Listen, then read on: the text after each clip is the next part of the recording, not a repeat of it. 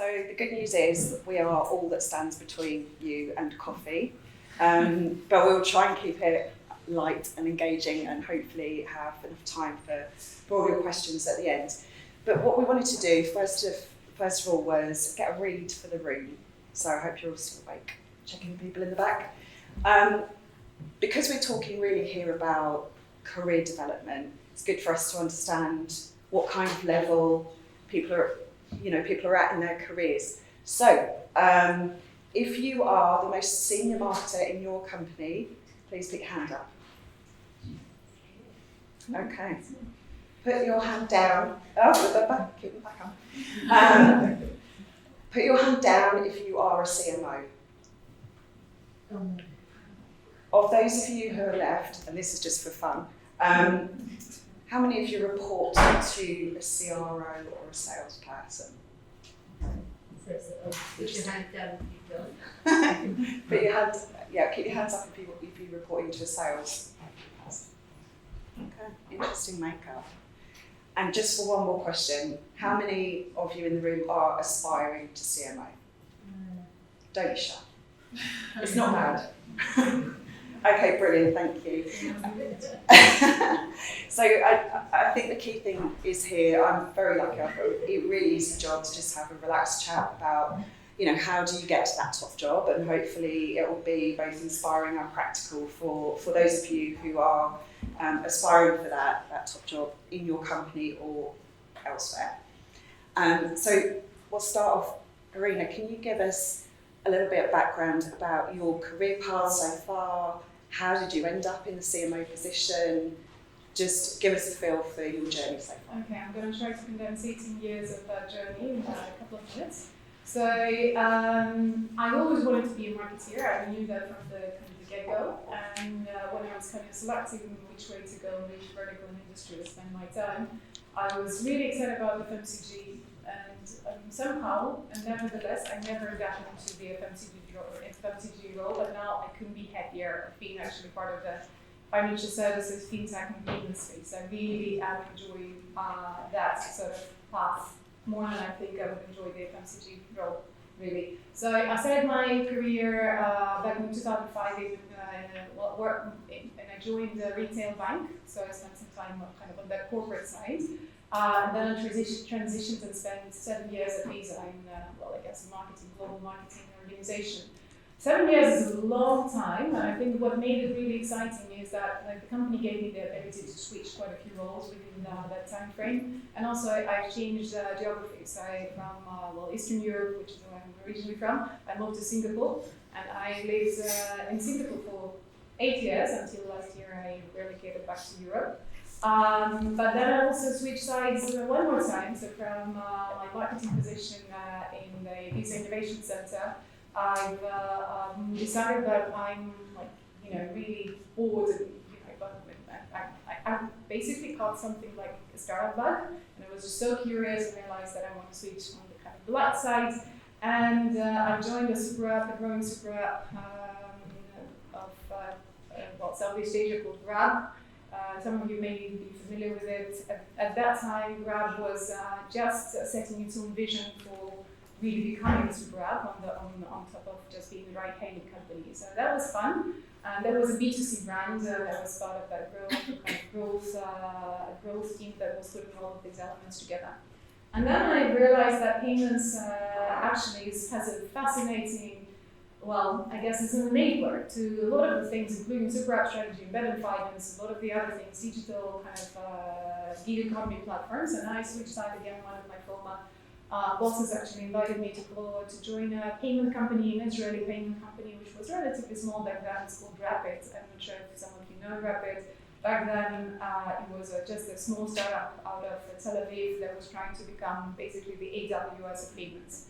I spent about 2.5 years there. By the time I was leaving, my role had also transitioned from head of APAC marketing to global head of brand and communications. And the company has grown up to $10 billion in valuation, which is about maybe 80 times in 2.5 years, actually.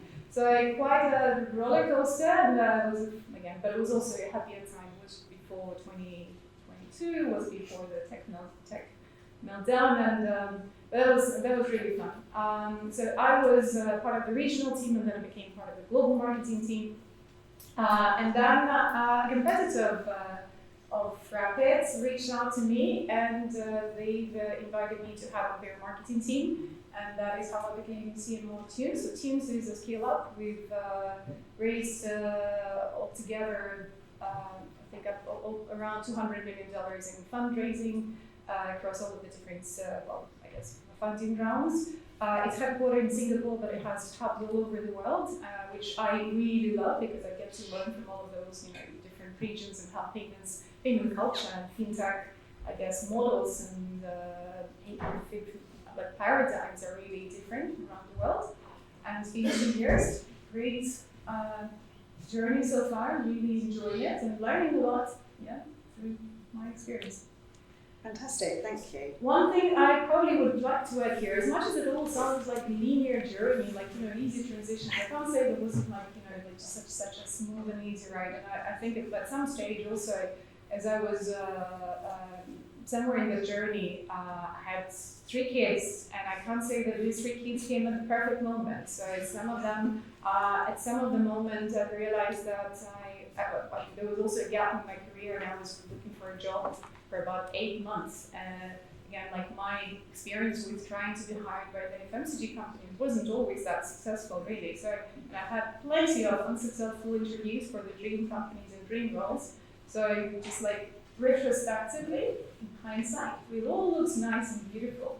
But one thing, and I'm sure since the topic of this is how to pave your way to a CMO position, the reason why I'm a CMO is because I negotiated at the entry point. So as I was, as a competitor of my previous employer was trying to reach out to me and said, what's the level? And they said, it's head of marketing. It's like, no, it has to be a CMO. So I know that, I'm not sure whether this will be broadcasted, but it's one of the simplest ways to get yourself into that CMO position is obviously at the moment when you transition from one company to another, but that would be the first tip that I would encourage most of you to consider. Well, I didn't mind. I'm happy. Thank you. I think thank you for that last bit in particular, because I think it's important to share that it's not just a walk in the park up into that position. It's about finding your niche. It's about gaining all that experience on the ground, carving your own opportunity, and showing a lot of grit and being determined on the way. So, thank you for that. That also leads very nicely to the next question, which is, what do you think it takes now? What are the skills and qualities that you need to become a CMO? So I'm pretty sure that every story is a little bit different, and perhaps there's no kind of golden formula that can bring you to this position. The way I see it, and probably in my case, it was the pattern was becoming kind of an I-shaped marketeer, then growing into a T-shaped, so kind of gaining a little bit more exposure into kind of the adjacent streams of all the different marketing functions. But now I think that the CMO role, the way I would describe it, and I also borrowed it from it's more like an X-shaped, which means that X-shaped marketeer means that, I'm not marketing an expert in general, is that I have a relatively good understanding of all of the different pieces of the marketing organization, so kind of a marketing generalist, as you can assume my CFO would need to be, but also my area of not expertise of comfort is also much broader than marketing.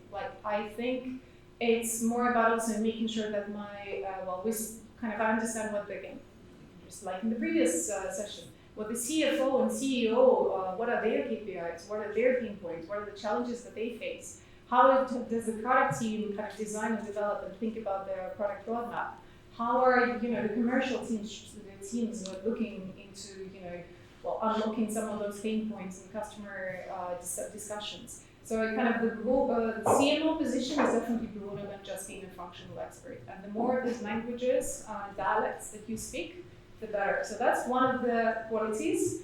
Versatility, I think, is an interesting quality as well, making sure that you continue to adjust on the fly, and especially in startups, this is probably one of the biggest differences. In startups, that adjustment is on the fly. Your competitors made a move, you have to make sure that there's you can come up with a good strategy, and there's a lot of troubleshooting that you have to do on the fly. There's regulator change, competitor making a bold move, some country opportunities, customer, I don't know, whatever. Like there's so many things that are going, and we can't. We have to always be the ones that will be coming with solutions. So again, to the same point about how to become a CMO is, and also building on the previous discussion, the CEOs would be expecting a CMO or how to function to come back with responses and answers to the questions. So it's a mix of I guess strategy. It's a very ambidextrous role. It's a mix of strategy. There's a lot of execution, of course, but you're like left and right brains. You're leveraging data, but you also can come up with strategies, but you have to know how to execute them and how to read the data. So kind of art and science and everything in between. Well, at least that's what I believe a good CMO probably would be experienced, would be facing. And then there are some of the soft skills and leadership and contribution. So there was also a nice statement, a good insight from, again, I don't remember the source, but like never leave the room without contributing to the discussion. If you just sit quiet when, especially if the important issues are being addressed and you don't contribute, maybe next time they won't bring you into the room. Well, contribute meaningfully, obviously, with but making sure that you help the company to resolve some of the organizational challenges that it's facing. And it could be related to, again, like hiring or profitability. So there's this is, I guess, more of the leadership qualities. And yeah, I think that there are plenty more, I'm sure. Absolutely. I really like your analogy there about the X shape for the role. I think that's really important, that when you step into that position, being able to understand all the different facets of the company does make an enormous difference to your ability to influence. And I also agree, I do think you need to be artist, scientist, terrorist negotiator, agony aunt, storyteller. Yeah, storyteller, that's right, exactly. So that's what keeps it fun though, right? Yes. Thank you, I think that's really good insight. So you mentioned that obviously your current position you came to through your network. So how important would you say is your personal brand and your network to kind of forging this kind of career path? It's critical. So, and I know this is probably a true reason, a very obvious thing to say, but I got hired through People Community, and they knew that I think I'm lucky that I'm also an extrovert. I actually do enjoy building that network, but this is quite intentional. So this is not just like, don't leave it to chance. And I realized it maybe 5-6 years ago.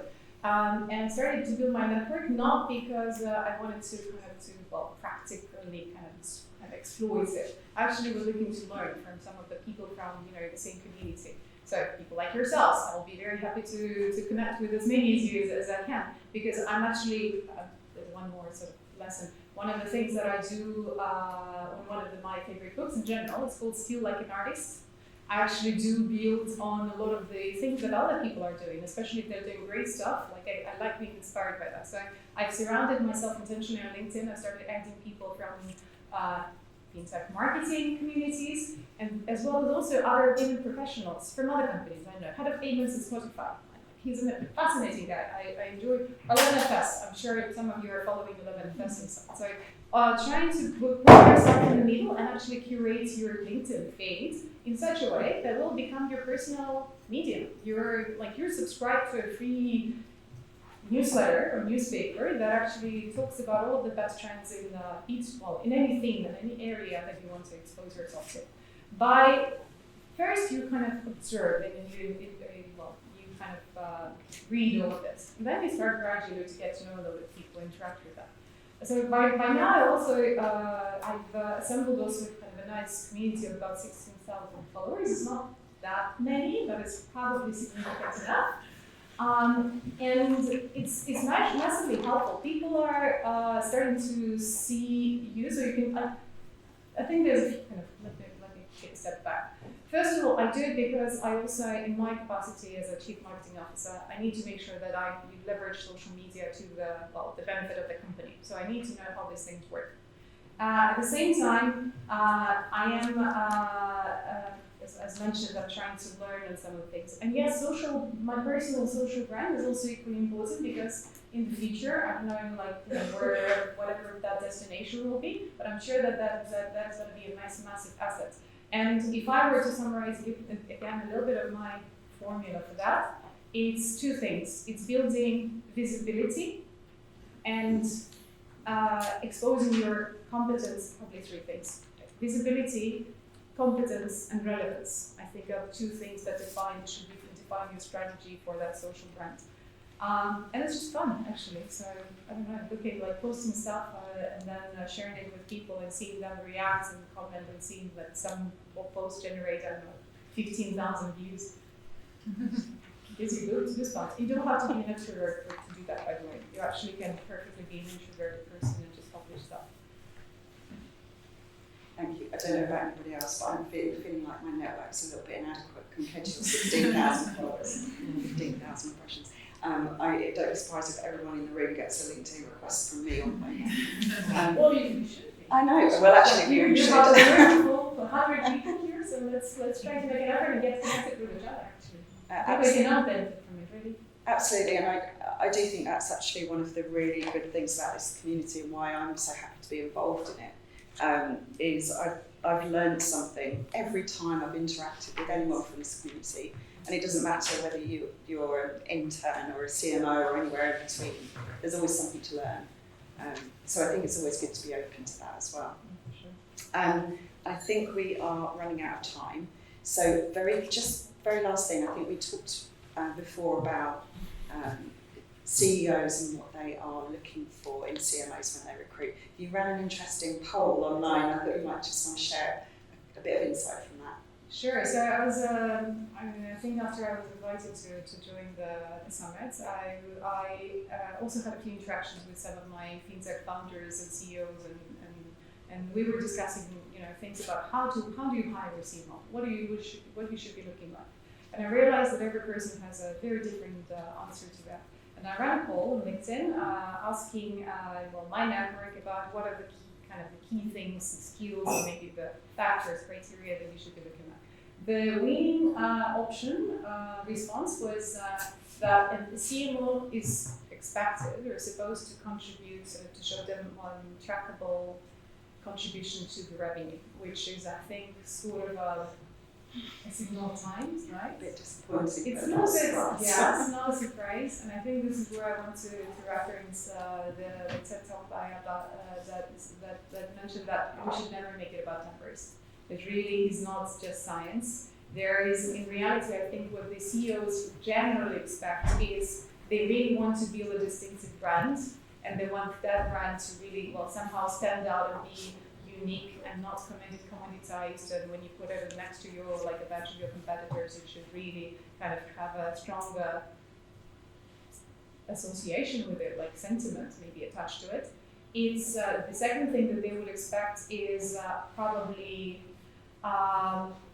well-crafted and well-articulated value proposition on the things that the company does. So this is where, again, I'm looking at Mayo with the product marketing chat and mini workshop that he gave to us. It's a lot about really spending a lot of time with your salespeople, with the customers, and with products, and trying to understand what is the best way for you to craft and crystallize that value proposition in the most compelling way possible, finding the data points. And the third thing is to deliver that value proposition. The third thing that CEOs really need is to make sure that value proposition is then delivered across in the most effective way through to the marketing channels, to the kind of desired audience. So finding those channels, experimenting with them, allocating a little bit of that kind of experimentation budget to new development of the new channels, but making sure that as many people within your target segment learn about that value proposition and learn about the relevance. That's what I would think is really one of the most important kind of things that the CEOs would expect. So in other words, it's almost like shameless pursuit of relevance and uniqueness, I guess distinctiveness. I like that. Shameless pursuit of relevance. Shameless pursuit of That's relevance. a good soundbite to take away with you. Thank you so much, Irina. That's been really useful. Do we have any questions from the audience? I thought we might.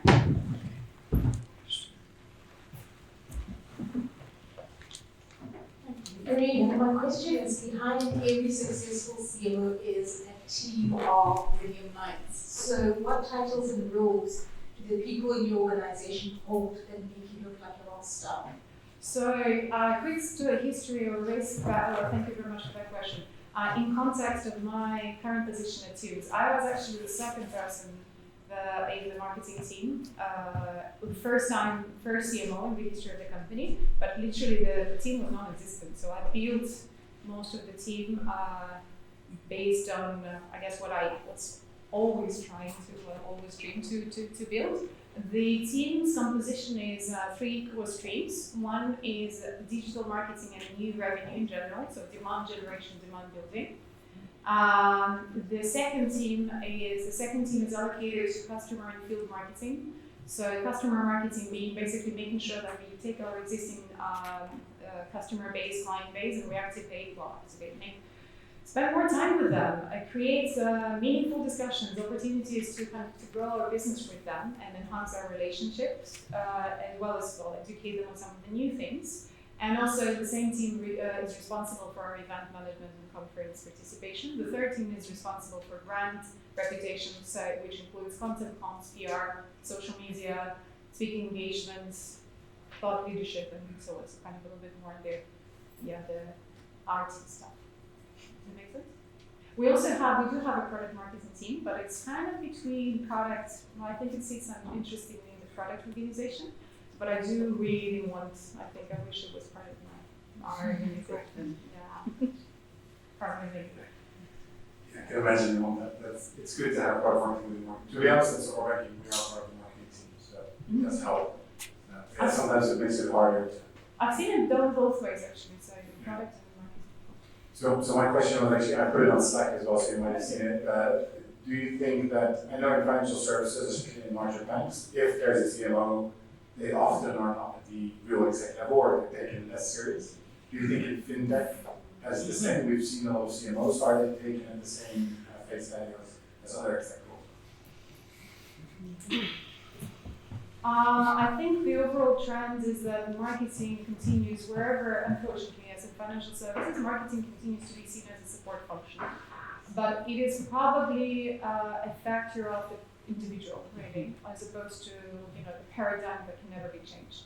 And coming back to my point about contribution, if you are a CMO, a key contributor to the commercial strategy, growth strategy, go-to-market strategies, and you're kind of more than a CMO, then your role gets enhanced for this. But yeah, the typical structure would probably have other people within the organization sort of leading the exco.